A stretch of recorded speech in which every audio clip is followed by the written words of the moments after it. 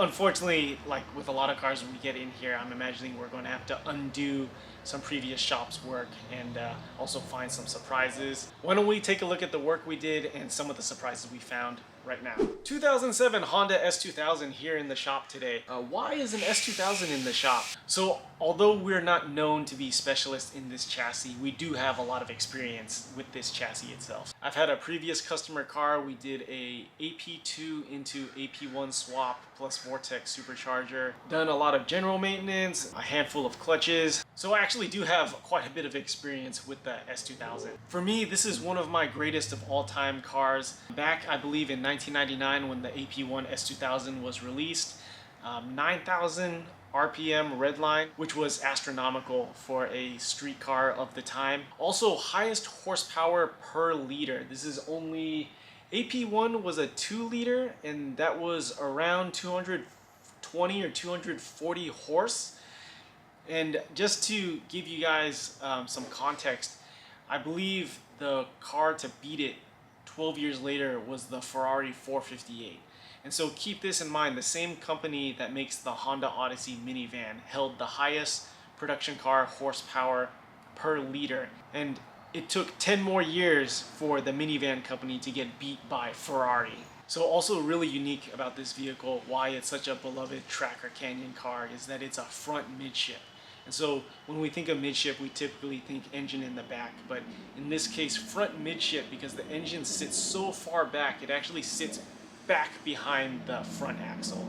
So the car was towed in here for kind of an odd reason. Unfortunately, like with a lot of cars when we get in here, I'm imagining we're going to have to undo some previous shop's work and also find some surprises. Why don't we take a look at the work we did and some of the surprises we found right now.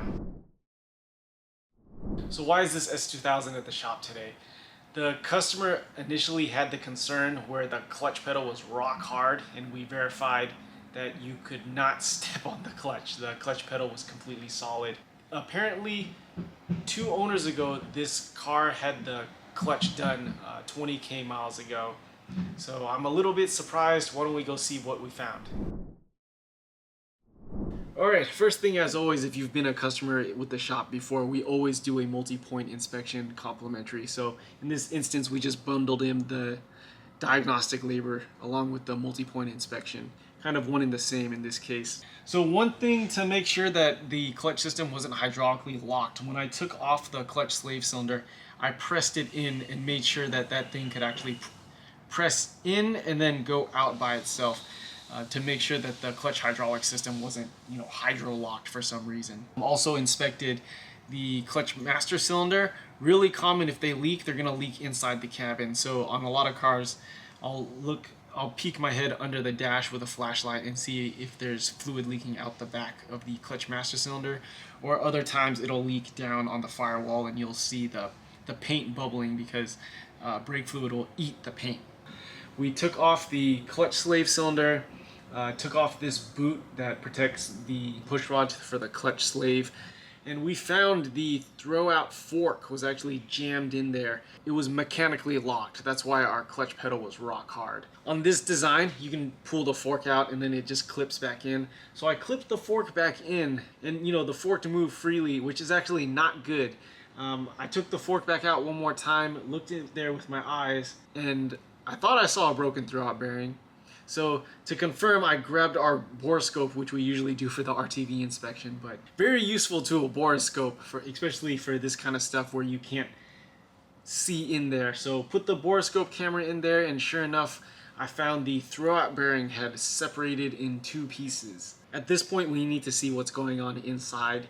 For sure it needs a throwout bearing. We don't know the condition of the clutch and flywheel since it was allegedly done 20k miles ago.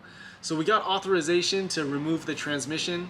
And unfortunately we found a ton of bad surprises inside. Let me just list off a few. Sure enough, the throwout bearing had failed and split in 2 pieces. We found all the little ball bearings inside the bottom of the bell housing.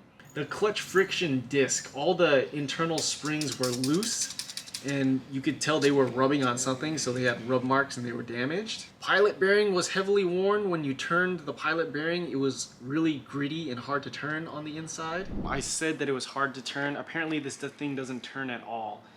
So pretty dangerous, because the input of the transmission needs this guy to support it, as well as to act as a bearing to turn. What I've seen happen before is that if this guy locks up like this, now the input of the transmission just spins inside and actually wears away. If the input of the transmission, if that front part wears away, that means you're buying another transmission. So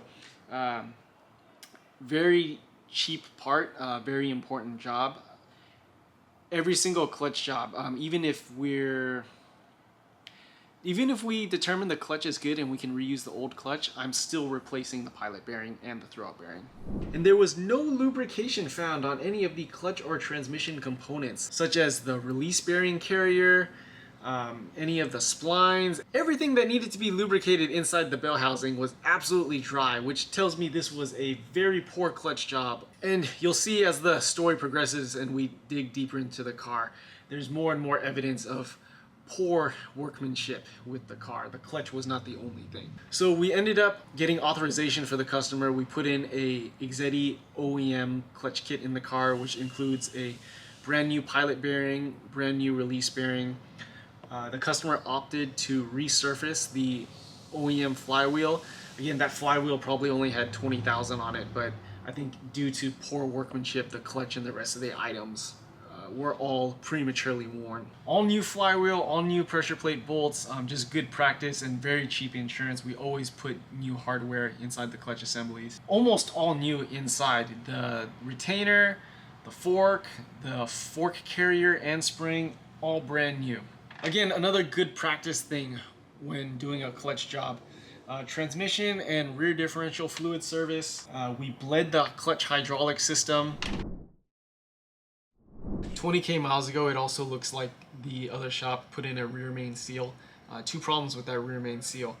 They used an aftermarket seal and then they also put it in crooked. 20K miles later, the rear main seal is leaking again. We always use OEM rear main seals on every customer project we do.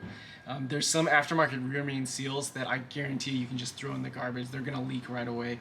Key with this one, the OEM Honda rear main seals basically got this reinforcement in the back of the seal. And then the aftermarket one, it just looked like a regular seal, just with the garter spring in the back. So huge difference with the OEM Honda rear main seal. So new OEM Honda rear main seal installed. All right, so on a S2000, dropping the transmission actually is not that straightforward. I would argue you're about 80% of the way to taking the engine out when you remove the transmission. Header's got to come out. Of course, the trans mount, drive shaft, and the biggest thing out of all this, you drop the front subframe, I believe 4 to 6 inches down. The packaging is really tight on these cars, so you're essentially lowering the whole drivetrain package down so you have room to take the transmission out. Why is that important in this story regarding poor workmanship with the previous clutch job? So these two super long OEM bolts, if you look over here, you notice there's a brand new bolt in there. These two super long bolts go back here. You could almost describe these as placeholder bolts. The real job of these bolts is to unthread out really far to be able to hold the back of the front subframe. Remember, we have to lower the front subframe in order to take the transmission out. So you use these guys as essentially holders for the subframe. These don't take very much torque, only 43 foot-pounds from factory.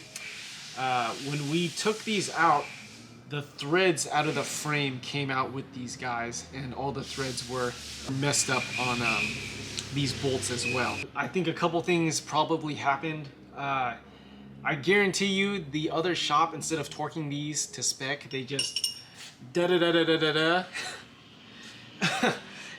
and ruined the threads. We tried to chase the threads on these, no go. They wouldn't torque down to anything.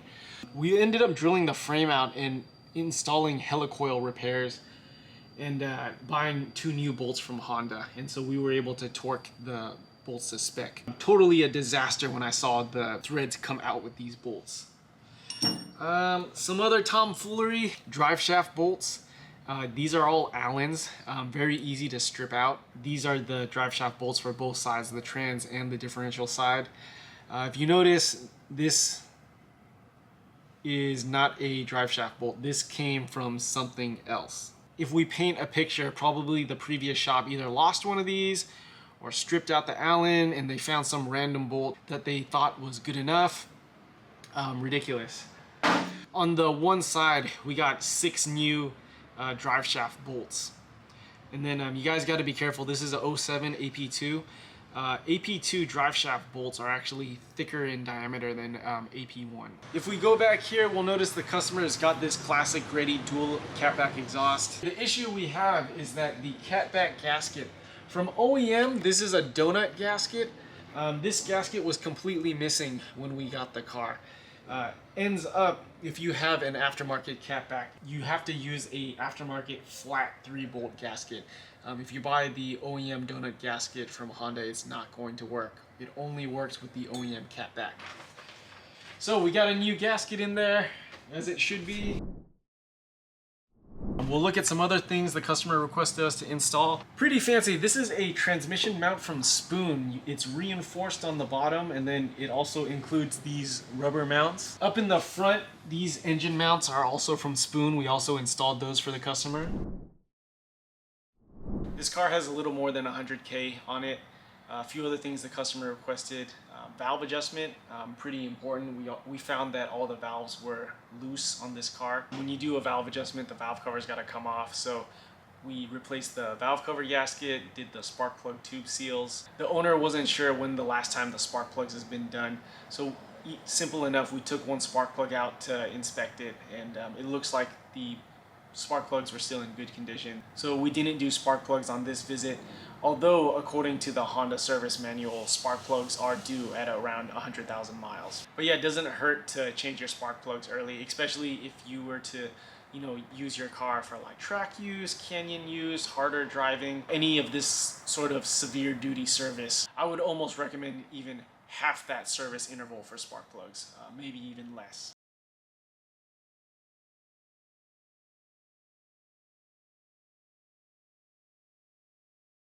That's all the work we did for this Honda S2000. Big shout out to the customer for entrusting us with his car. One of our favorite cars of all time.